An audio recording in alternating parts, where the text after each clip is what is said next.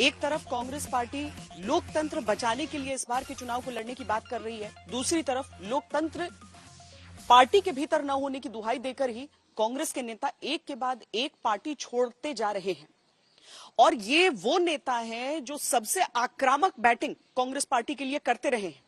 सबसे पहले तो boxer Vijender Singh, Olympic medalist Vijender Singh Congress party छोड़कर भारतीय जनता पार्टी में शामिल हो गए।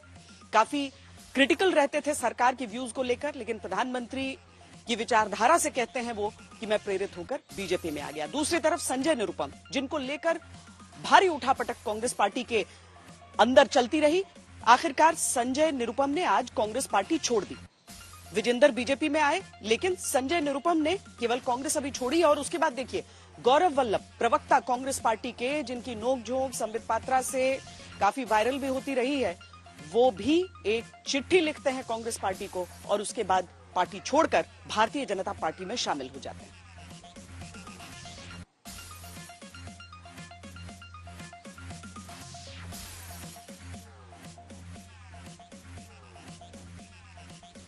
सबसे पहले हम संजय निरुपम की खबर आपको दिखाते हैं कि किस तरीके से उनके खिलाफ कार्रवाई, उनको लेकर पार्टी के भीतर तमाम बातचीत, और उसके बाद संजय निरुपम ने पार्टी छोड़ दी। इस समय कांग्रेस पार्टी में 5 पावर सेंटर्स हैं। आप चौंक जाएंगे सुन करके, लेकिन ये सब हमने अनुभव किया हुआ है।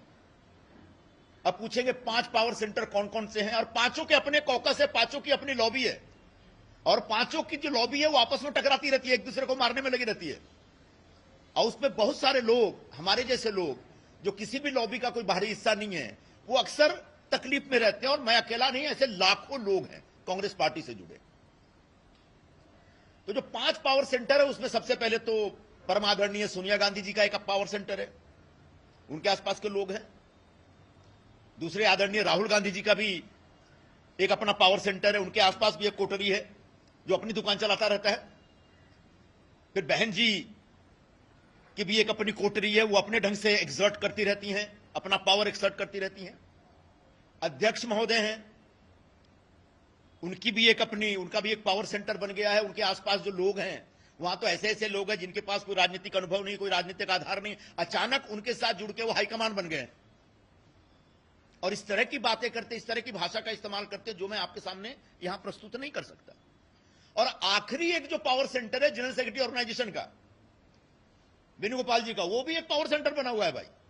वो भी अपने ढंग से अपनी राजनीति करते रहते हैं। मैंने तो कल बताया, परसों माझा कट्टा में, कि हिंदुस्तान में इस समय सोना का भाव, बेटी की उम्र और मोदी जी की लोकप्रियता लगातार बढ़ रही है। तब उसके बाद आगे क्या पूछना चाहते हैं बताइए। समय बदल गया है, 1947 नहीं है ये, 1960 नहीं है, 1990 नहीं है, ये 2024 है। पूरा एक जेनजी जनरेशन तैयार है, जिसके अपने आग्रह हैं, अपने सरोकार हैं। पूरी एक नई जनरेशन है, पूरी नई सोच है, उसको अडॉप्ट करना पड़ेगा। और समय के साथ जो नहीं बदलता वो खड्डे में गिर जाता है। बहुत पुरानी कहावत है। किसी ने अपने घर का कचरा अगर रोड पे फेंका है, तो क्या वहां पे दूसरे जो रेजिडेंट लोग होते हैं उस कचरे को उठा के घर पे ले आते हैं? नहीं, म्यूनिसिपैलिटी की गाड़ी आती है और वो कचरे को लेके डंपिंग ग्राउंड में डालती है। उसी प्रकार से कांग्रेस ने अपना कचरा संजय निरुपम को रोड पे फेंका है, तो इस कचरे को मेरी दरख्वास्त रहेगी कि डंपिंग ग्राउंड में डालिए, अपने पार्टी में, अपने घर पे लाने की जरूरत नहीं है। ऐसे आदमी को अगर कचरे को उठाकर कोई भी पॉलिटिकल पार्टी अपने दल में लेती है और उसको आने वाले समय में नेतृत्व करने का मौका देती है, तो मुझे लगता है इससे बड़ा दुर्भाग्य और हो नहीं सकता। जो पूरी दुनिया मानती है कि जो डॉक्टर मनमोहन सिंह जी और पीवी नरसिम्हा राव जी की सरकार ने किया, उन नीतियों को गाली। कोई बिजनेस करे उसको गाली, कोई विनिवेश में पार्टिसिपेट करे उसको गाली, एयर इंडिया कोई कंपनी खरीदे तो वो गलत। तो मुझे लगता है कि कहीं ना कहीं जो नीतियां हैं और जो इश्यूज हैं, उसको कांग्रेस पार्टी टैकल करने में कहीं ना कहीं बड़े गैप उसके अंदर आ रहे हैं। और व्यक्तियों के बारे में राजनीतिक पार्टियों पे आक्षेप नहीं होते। राजनीतिक पार्टियां आइडियोलॉजीज पर आधारित होती है, और जो आइडियोलॉजीज पर मैं ये सोच के कांग्रेस पार्टी जिस आइडियोलॉजी को सोच के मैंने ज्वाइन किया था कि नए आइडियाज का, इंटेलेक्चुअल आइडियाज का, नए सोच का वहां पर सम्मान होगा, पर नए सोच का, नए आइडियाज का, नए लोगों को सम्मान छोड़ के क्रश करने की प्रक्रिया भारत को आगे नहीं ले जा सकती। अर्थशास्त्र के प्रोफेसर रहे हैं गौरव वल्लभ, और सबसे ज्यादा चर्चा में तब आए थे जब 5 ट्रिलियन इकोनॉमी की चर्चा बीजेपी की तरफ से होती थी, तो वो प्रवक्ताओं से पूछते थे कि बताइए कितने जीरो आते हैं उसमें। लेकिन अब सनातन से लेकर तमाम मुद्दों का जिक्र करते हुए गौरव वल्लभ बीजेपी में शामिल हो जाते हैं। वैसे बड़े खिलाड़ी विजेंद्र सिंह भी निकले। जो हमारे साथ नहीं है तो भी कहते हैं कि कभी ना कभी सबका नंबर आएगा, अभी टाइम सबका आएगा। ये बात नहीं है कि आज रेसलर की बारी है तो कल किसी और की बारी होगी, कि तीसरे दिन किसी और की, तो नंबर सबका आएगा, थोड़े दिन वेट कीजिए। सबका नंबर आएगा बोलते बोलते विजेंद्र सिंह ने अपनी पार्टी को मुक्का मारकर बटन मेरा दबेगा वहां कमल का फूल है जहां गाते हुए अपना नंबर ही लगवा लिया। विजेंद्र जी भारतीय जनता पार्टी में आदरणीय प्रधानमंत्री मोदी जी के नेतृत्व में विकसित भारत का संकल्प पूरा करने के लिए हमारे साथ जुड़े, तो स्वाभाविकता उनकी हर ताकत का, हर शक्ति का उपयोग भारतीय जनता पार्टी दिल्ली, हरियाणा, राजस्थान इन सभी प्रांतों में जरूर करेगी, उत्तर प्रदेश में भी।